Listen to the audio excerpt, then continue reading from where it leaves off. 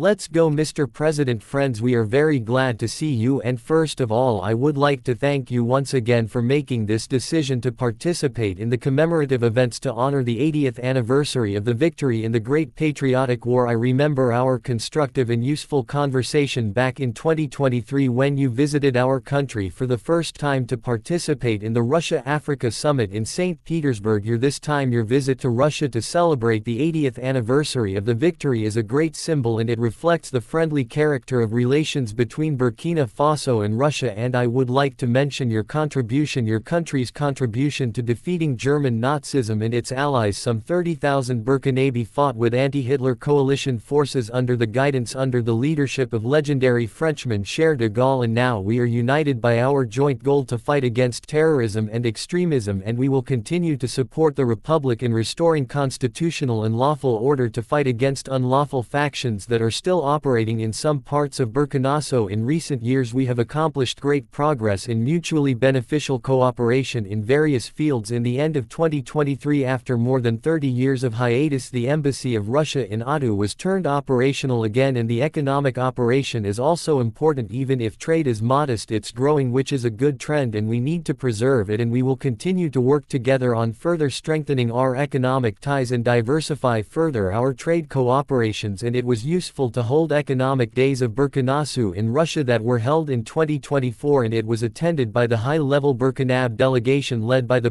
Deputy Prime Minister, and we are working now on establishing intergovernmental commission. We have already established a working group to look into that matter, and we will continue to support your country in training personnel. In 2024 and in 2025 the quota of Russian state scholarship for Burkinabe nationals was more than doubled, and this year we are ready to receive 27 more students from your country at the state's expense, and in total more than 3,500 Burkinabe received higher education in Russia. Cultural and humanitarian ties also play an important part, and it is assisted by the Russian house that is operating in Ouagadougou since 2024. In particular, they are teaching Russian language there. There is a great potential in cooperation in the field of healthcare and sanitary regulations. Recently, on April 24-25, Madame Popova visited Ouagadougou and discussed the development of scientific and research infrastructure and training of personnel. We also prioritize humanitarian support for Burkina Faso. Last year we allocated 25,000 tons of wheat free of charge, and this month we are going to send a large supply of other food products to Ouagadougou. We appreciate the support from Burkina Faso on many international platforms, including the UN and other multilateral platforms. A useful format of cooperation is the consultations between Russia and Sahel States Confederation. April this year such session was held in Moscow with foreign ministers. There are good prospects in many areas, and we will have a chance to discuss some of them today. Thank you for your attention. Thank you very much. Congratulations, Mr. President, and I hope I pronounced my felicitation properly. For me it was an honor to be part of this commemorative events devoted to the great victory anniversary, and I would like to thank you for inviting us. It was a great honor for us, and I need to say that during this visit I learned a lot. I learned a lot about culture, about history that lay the foundation of the resistance of the Russian people, of its struggle.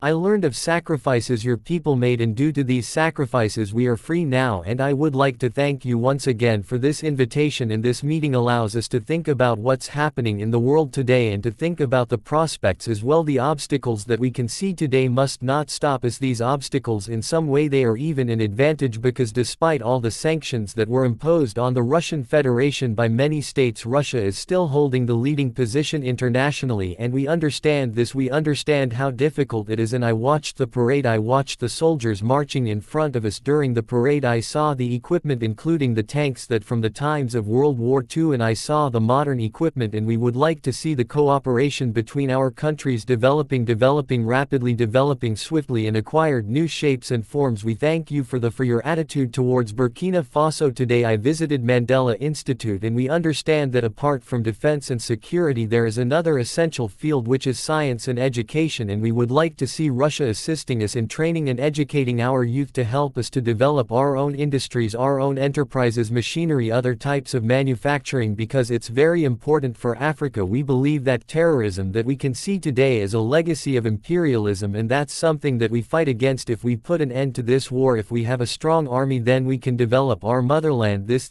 is why we continue to fight. That is why we have this struggle. That's why it's important to train personnel, to educate people in Africa. Africa needs a lot. when it comes to equipment, when it comes to technology and machinery, and there are a lot of expectations in this regard, and that's why we still need to do a lot. We need to work a lot, and we would like to request an assistant, and the most important thing you can help with is this exchanges, transfers of technology, exchange of experience. We need to understand how we can use the experience and the know-how that Russian universities have and how we can spread it to Burkina Faso, how we can open branches of the Russian universities in Burkina Faso to be more efficient in the way we educate our people, our citizens. This is the essential task that we are faced with. We would like to see Burkina Faso developing, and we would like to see students coming to us to learn various sciences. We can see great young people in the Russian Federation. Among them there are a lot of researchers, young scientists, and we would like to learn from you. And another important area is military. We have a lot of projects in the field of defense.